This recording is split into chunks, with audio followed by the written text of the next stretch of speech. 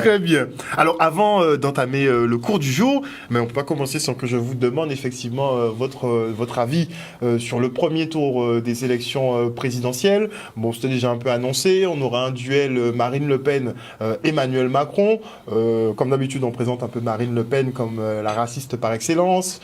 Emmanuel Macron, c'est un peu le choix par défaut finalement. Vous, qu'est-ce que vous en pensez? Alors, moi, ce que je dirais, c'est que je pense qu'on a un déficit d'appréciation d'une situation dans une claire objectivité. Je vais expliquer les choses très clairement, d'accord? Et je demande à tous ceux qui se sentent concernés et qui ont à leur travail des collègues d'ascendance européenne d'ouvrir un débat clair avec eux, d'accord? Il y a des Français qui sont d'origine italienne.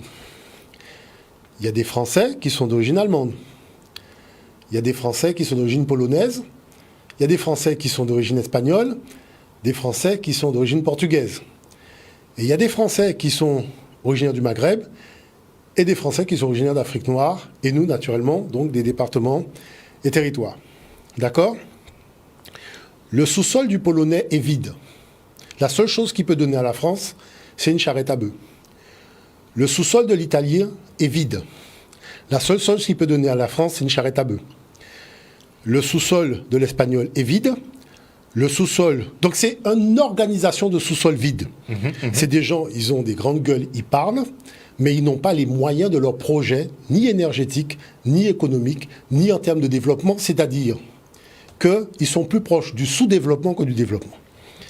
Maintenant, vous avez des gens qui sont d'ascendance de territoires ayant le sous-sol plein en pétrole, en manganèse, en gaz, en toutes sortes de choses. Et c'est ceux-là qui se font le plus insulter. Ce qui est très étrange. Donc ça veut dire qu'il y a une amnésie européenne où on raconte le développement de l'Europe en niant les 500 siècles d'esclavage, de colonisation et de guerres organisées hors des frontières de l'Europe, sur les territoires africains et autres, puisqu'on peut parler de l'Asie et Cambodge et compagnie, en faisant croire que l'union de l'Europe, comme le disait Chirac, a fait tout simplement partir les idées de guerre du territoire européen, mais l'Europe n'a simplement exporté son matériel militaire à l'extérieur. La preuve, c'est que l'armée française est déployée en Afrique.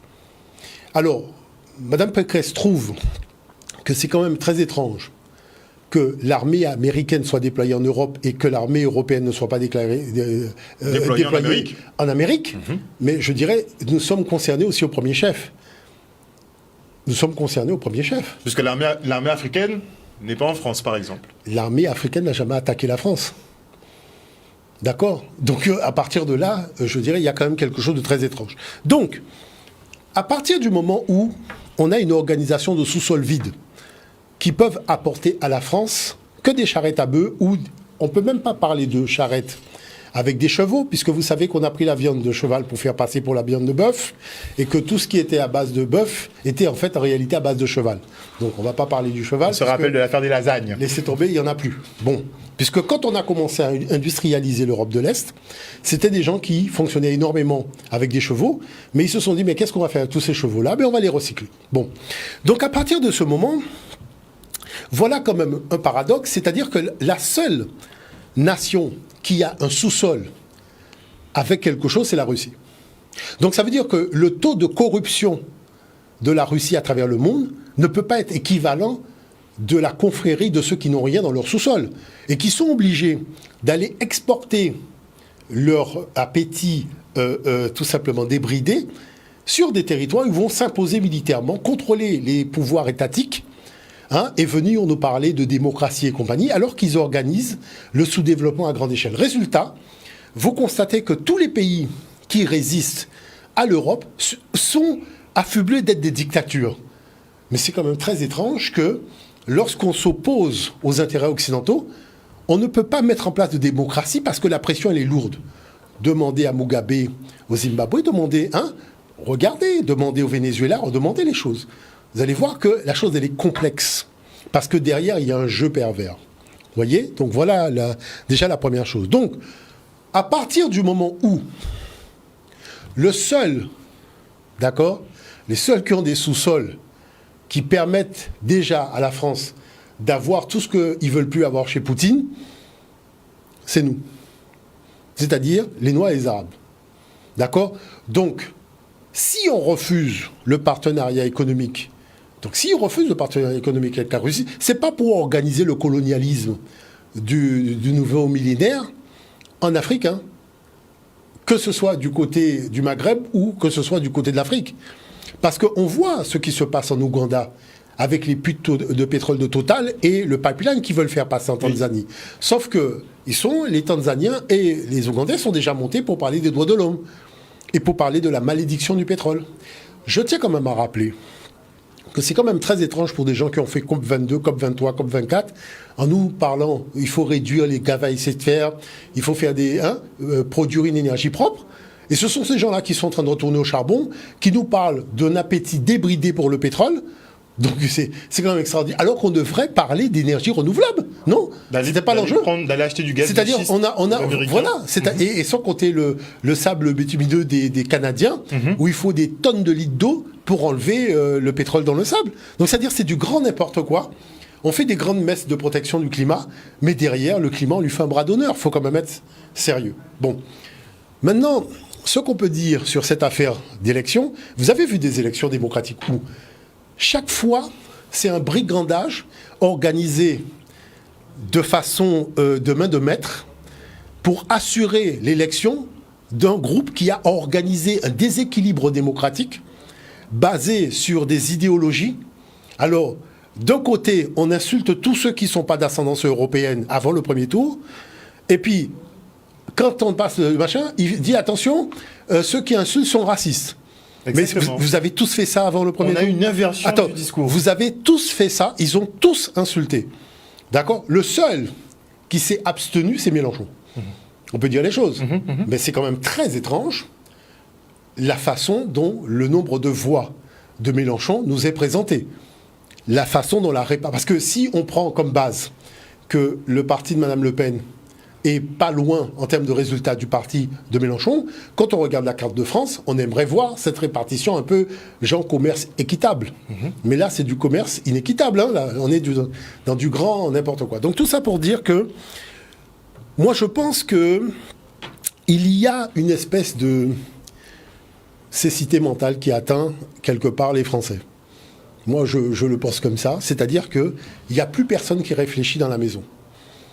C'est du grand n'importe quoi. Et je dis que ils ont choisi un cocotier qui est très haut. Moi, j'ai préparé la table et la tisane. Parce que j'ai toujours dit une chose, il faut choisir un cocotier haut, parce que là, on est arrivé, je pense, à du grand spectacle. D'autant plus que, sur le plan international, des décisions ont déjà été prises. Oui.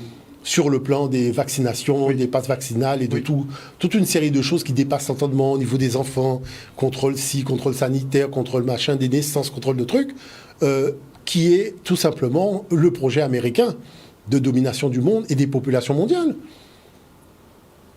Alors tout le monde est en train de défendre le droit d'aller prendre un café au café, alors que l'enjeu est quand même supérieur à cela.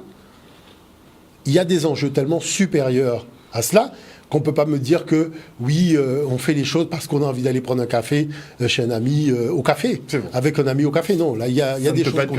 Non, c'est-à-dire que nous, en tout cas, je vous dirais que nous qui regardons tout cela de loin, on est un peu au balcon, on regarde le carnaval passer, on voit que les groupes de carnaval, ils sont relativement bruyants, avec une musique un peu qui n'est plus symphonique. Hein. C'est décousu tout ça. C'est décousu. C'est du grand n'importe quoi. On raconte tout et son n'importe quoi. En plus, il y a quand même aussi des choses assez étranges. C'est que vous avez un gouvernement mis sous tutelle de cabinets américains qui décident à la place des intelligences françaises. Et on vient vous dire que c'est l'arabe au bas de la cage d'escalier qui empêche à la France d'être la France. C'est-à-dire que là, on est dans du grand n'importe quoi. Alors, c'est vrai qu'on a l'habitude d'utiliser des paravents pour tout simplement feinter l'opinion publique et avancer en sous-marin sur un certain nombre de choses. Je me dis quand même, il faut que les gens ouvrent les yeux et se rendent bien compte qu'il y a des réalités qui sont, je dirais, beaucoup plus complexes que ceux qu'on leur présente. Et qu'aujourd'hui, je vais vous dire une chose qui est très simple, il faut comprendre des choses au niveau de la technologie, c'est que quand vous changez de fournisseur, pour une matière première, vous devez changer la totalité de votre installation industrielle.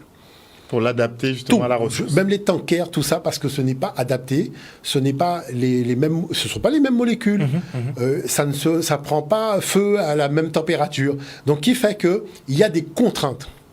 Donc, changer d'orientation au niveau de tout ce qui concerne les énergies, c'est reconstruire tout le système industriel français. Donc, on va vers un effondrement dans tous les cas. Mais pour reconstruire, il faut avoir des partenaires. Donc ça veut dire qu'on insulte l'arabe, mais en attendant on va le voir pour avoir du gaz. On insulte l'africain, mais en attendant on va le voir en Ouganda pour avoir du pétrole. D'accord ? Bon. Mais la chose, c'est que vu la tension financière sur les marchés, est-ce que vous pensez que c'est le moment pour ces pays d'augmenter la fourniture de matières premières sur le marché ? A priori, non. D'autant plus qu'il n'y a que des incertitudes. Clairement. Vous voyez ? Donc il faut quand même attendre un certain nombre de choses de manière à voir où on va. Parce que les matières premières, ce n'est pas éternel. Ça veut dire que si vous vendez au plus offrant. Et ça veut dire que tout simplement, si vous faites des coûts, c'est-à-dire vous faites des coûts économiques pour vous constituer une manne financière en vendant le double, voire le triple du prix normal sur le marché, puisque vous avez quelqu'un qui est en panique, il va faire froid, il faut chauffer les gens, ou restera l'hypocrisie de la mauvaise foi.